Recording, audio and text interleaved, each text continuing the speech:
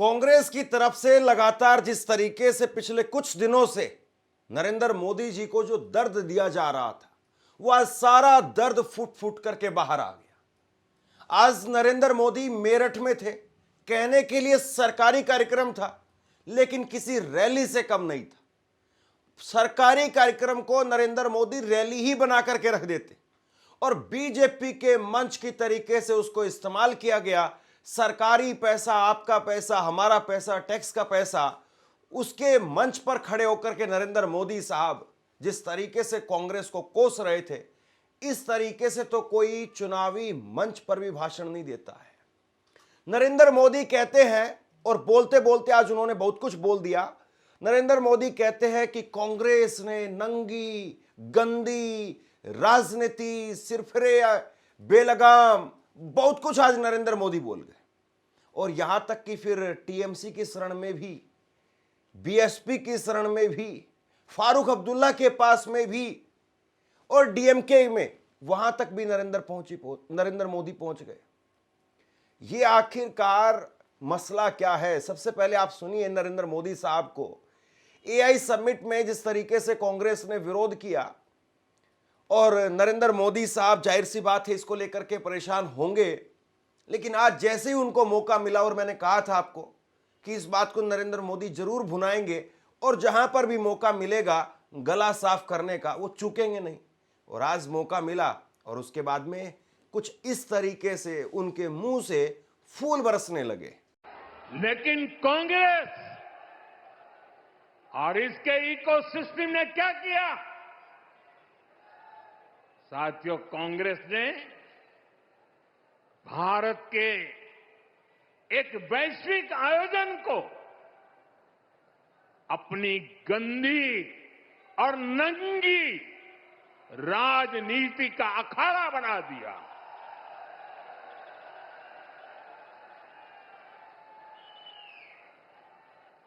समारोह स्थल पर विदेशी अतिथियों के सामने कांग्रेस के नेता कपड़े उतारकर पहुंच गए।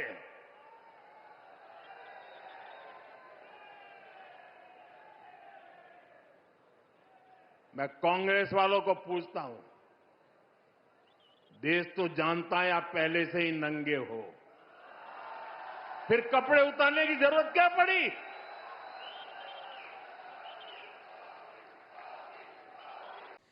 और सबसे बड़ी बात यह है कि परेशानी या प्रधानमंत्री जी का जो दर्द था, जो आज उनकी जुबान में झलक रहा था, वो केवल एआई समिट पर विरोध प्रदर्शन जो हुआ वही नहीं था। आज जिस जमीन पर वो खड़े हुए थे, यानी उत्तर प्रदेश की जमीन पर वो खड़े हुए थे, वही उत्तर प्रदेश जहां पर अभी साल भर में चुनाव होने हैं, उसी उत्तर प्रदेश में नरेंद्र मोदी हार का सामना कर चुके हैं। उसी उत्तर प्रदेश में इंडिया गठबंधन का एकता उनको वहां पर दिखाई दी, और इसलिए आप देखिए कि इंडिया गठबंधन में भी फूट डालने की बात नरेंद्र मोदी कहते हुए दिखाई दी है। उन्होंने टीएमसी और बाकी पार्टियों का नाम लिया, लेकिन समाजवादी पार्टी का नाम नहीं लिया। इस पर हम थोड़ी देर बाद में आएंगे, लेकिन आप जरा पार्लियामेंट में जो कुछ हुआ था, जब कहा गया कि उनके ऊपर हमला करने की बात हुई है, ओम बिरला साहब ने कहा कि नरेंद्र मोदी पर हमला होने वाला था, वो तो मैंने किसी तरीके से बचा लिया, मैंने किसी तरीके से उनको कह करके समझा दिया। आज नरेंद्र मोदी इस पर क्या कह रहे हैं, जरा सुनिए। वो कह रहे हैं कि कांग्रेस के नेता सिरफिरे हो गए, बेलगाम हो गए, महिला सांसदों को भेज करके प्रधानमंत्री की कुर्सी वो कब्जा करना चाहते हैं। शायद भूल गए कि एक कांग्रेस की महिला नेता सोनिया गांधी, उन्होंने कुर्सी एक बार नहीं कई बार डॉक्टर मनमोहन सिंह को दे दी। शायद इस बात को भूल गए। सिर पर सिर सरफरे नेता, कांग्रेस के बेलगाम नेता देश को तबाह करने पर तुले हुए हैं। अगर आपको प्रधानमंत्री की कुर्सी पर बैठना है तो पहले आपको जनता के दिल जीतने पड़ेंगे।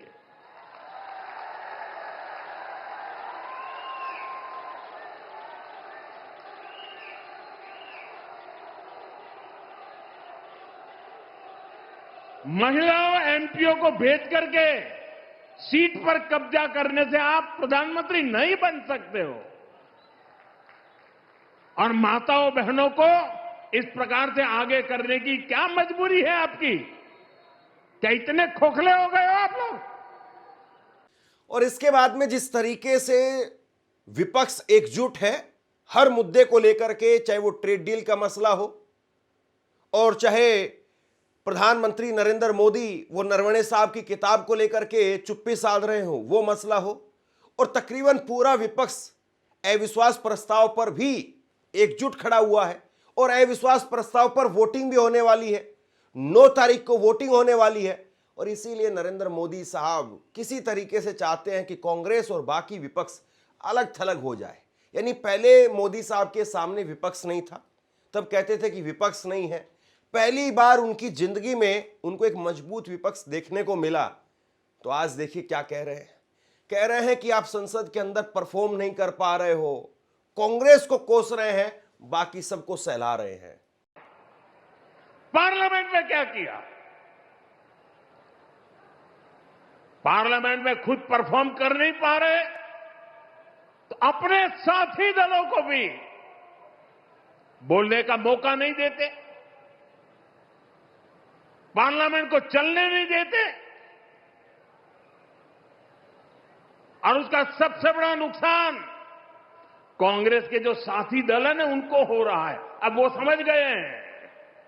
ये अभी दिल्ली में उन्होंने जो ये नंगापन दिखाया,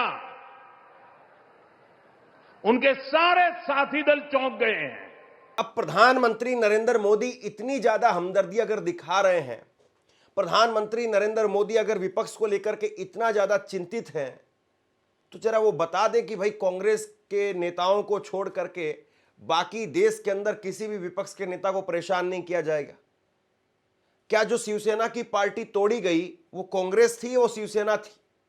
विपक्ष में आपको किससे दिक्कत है? ताकतवर से दिक्कत है या कांग्रेस से दिक्कत है? अब वहां पर कांग्रेस से दिक्कत नहीं थी, शिवसेना मजबूत एक गढ़ था, उसको तोड़ करके दो कर दिया। फिर एनसीपी वहां पर 2 फाड़ कर दी। तो आपने किसको किस जगह पर कहां पर निशाने पर लिया है? और अभी एनसीपी जब एक हो रही थी, उस एनसीपी को भी एक नहीं होने दिया। अजीत पवार की मौत के 3 दिन बीते थे, सिर्फ 3 दिन, और किसने कहा सुनित्रा पवार को कि वो डिप्टी सीएम की जाकर के शपथ ले? आप बताइए इस बात को, किसने आखिरकार कहा होगा जब सिर्फ 3 दिन बीते थे, उनके पति की मौत हुई थी, और वो मौत भी ऐसी इतनी दर्दनाक और इतनी रहस्यमयी कि ना जाने किस तरीके से वो मौत हुई। और उस मौत के 3 दिन सिर्फ 72 घंटे बीते और आपने शपथ के लिए क्यों नहीं रोका? सुनित्रा पवार को आखिरकार क्यों शपथ लेनी पड़ी? ये सवाल तो बहुत सारे हैं। जब 13वीं नहीं हो पाई थी तब शपथ हो रही थी। तो विपक्ष से आपको दिक्कत है, या विपक्ष की एकता से आपको दिक्कत है, या फिर मजबूत विपक्ष से आपको दिक्कत है? और आज नरेंद्र मोदी जब बोल रहे थे तो फिर उसके बाद में वो टीवी वालों को भी ज्ञान दे गए। हालांकि टीवी वालों को ज्ञान देने की जरूरत नहीं है, वो पहले ही इतना रेंग रहे हैं। लेकिन खैर, आज नरेंद्र मोदी जब मंच पर थे तो उन्होंने टीवी वालों को भी एक नया टॉपिक दे दिया कि भैया विपक्ष को और कांग्रेस को अलग अलग करके लिखना है, विपक्ष और कांग्रेस एक साथ नहीं लिखना है। एक साथ लिखने से दिक्कत क्या है, मुझे लगता है कि आप समझ गए होंगे। और सबसे बड़ी बात यह है कि अविश्वास प्रस्ताव से पहले किसी तरीके से नरेंद्र मोदी चाहते हैं कि जो विपक्ष की एकता है ये छिन भिन्न हो जाए, तो ओम बिरला जी की कुर्सी बच जाए। वरना बड़ा मुश्किल है कि ओम बिरला साहब, उनकी कुर्सी पर जिस तरीके के छींटे लग रहे हैं, उनके खिलाफ एक जोरदार विपक्ष की एकता देखने को मिलेगी। सबने किनारा कर लिया, और मैं नम्रतापूर्वक देश के मीडिया को भी एक रिक्वेस्ट करना चाहता हूं। वैसे मैं मीडिया को हर प्रकार से झेलने के लिए ईश्वर मुझे शक्ति दे प्रार्थना करता रहता हूं, लेकिन आज मैं उनको प्रार्थना करता हूं कि कृपा करके हम जब इस प्रकार की हरकतों की आलोचना करें तो आप ये हेडलाइन मत बनाइए कि मोदी ने विपक्ष को धो डाला।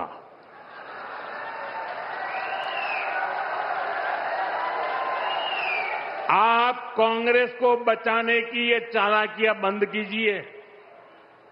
ये विपक्ष करके आप कांग्रेस को बचा रहे हैं, और विपक्ष में जो और साथी बैठे हैं वो भी समझ गए हैं कि पाप कांग्रेस करती है और भुगतना उनको पड़ता है। और कांग्रेस की इकोसिस्टम हर बार बच के निकलने का एक खेल खेलती है कि पाप कांग्रेस करे, आलोचना कांग्रेस की हो, गुस्सा कांग्रेस पर हो, लेकिन मीडिया में कांग्रेस नहीं दिखती, विपक्ष शब्द दिखता है। क्यों भाई? क्यों कांग्रेस को बचा रहे हो? ऐसा करने से आप न कांग्रेस को बचा पाते हो, न कांग्रेस को सुधरने के लिए मजबूर करते हो। अगर आप एक बार छापना शुरू कर दोगे, बोलना शुरू कर दोगे, ये जनरल विपक्ष का दोष है। और देखिए दिल्ली में जो हुआ, क्या उसमें कोई टीएमसी के लोगों ने पाप किया है? नहीं किया है। डीएमके के लोगों ने पाप किया है? नहीं किया है। बसपा के लोगों ने पाप किया है? नहीं किया है। फारूक अब्दुल्ला जी की पार्टी ने पाप किया है? नहीं किया है। सिर्फ और सिर्फ सरफरे नेता, कांग्रेस के बेलगाम नेता देश को तबाह करने पर तुले हुए हैं। कायदे से अगर आप देखें तो शायद देश का कोई ऐसा प्रधानमंत्री रहा हो जिसने सरकारी मंच का उपयोग करते हुए इस तरीके से अपने विपक्ष को कोसने का काम किया हो।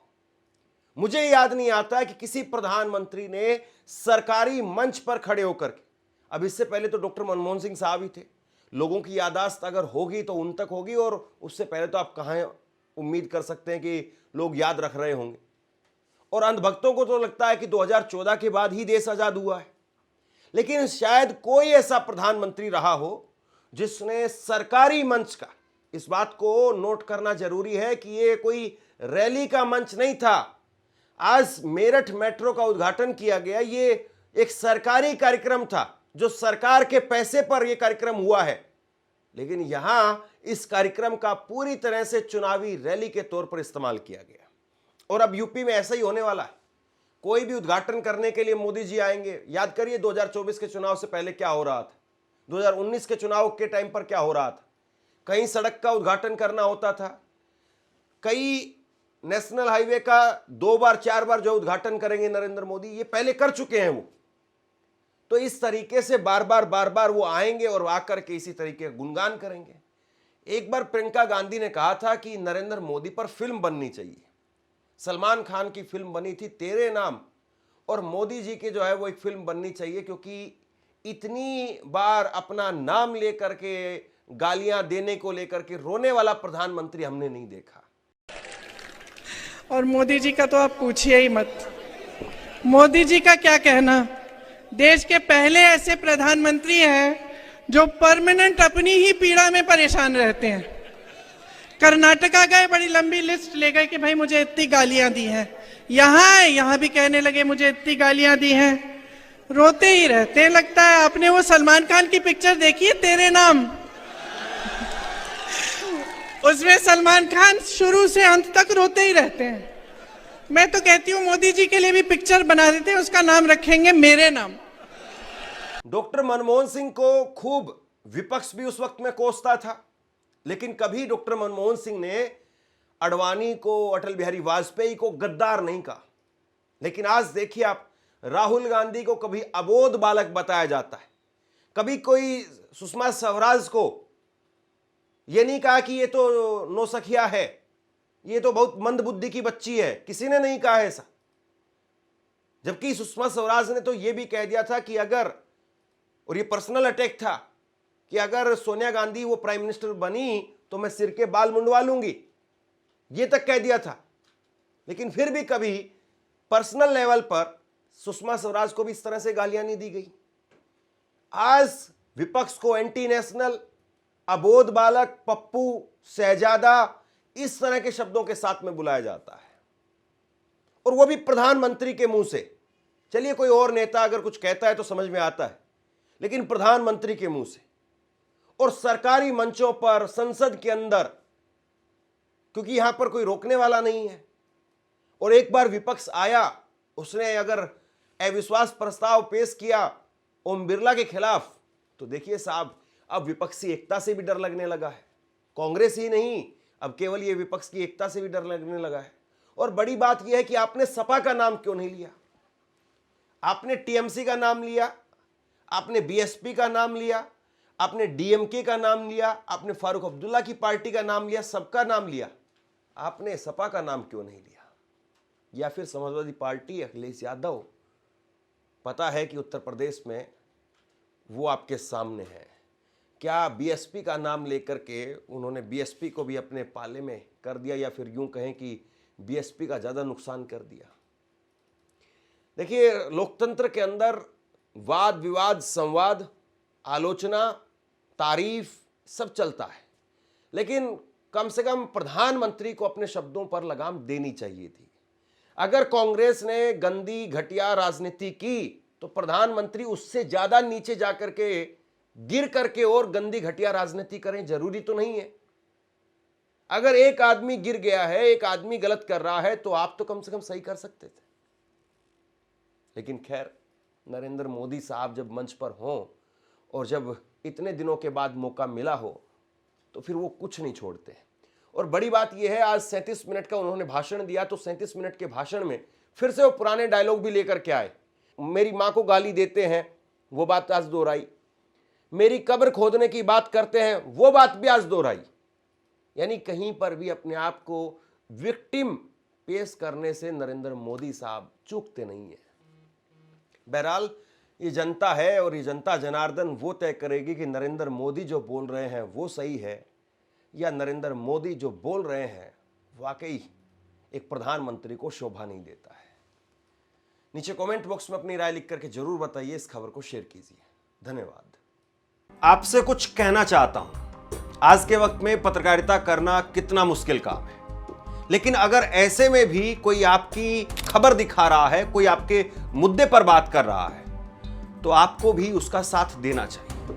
अगर आपको लगता है कि मेरी पत्रकारिता सही है, मैं आपके लिए आपकी खबर वो दिखा रहा हूं, तो ऐसे में आप मेरा सहयोग कीजिए। आप इस वीडियो को जब लाइक करेंगे तो लाइक के साथ में ही एक थैंक्स का बटन आपको दिखाई देगा। उस थैंक्स के बटन पर आप क्लिक कीजिए और जो भी सहयोग राशि दे सकते हैं वो दीजिए। दूसरा, आप चैनल को ज्वाइन कर सकते हैं और चैनल को ज्वाइन करके भी मुझे मदद कर सकते हैं।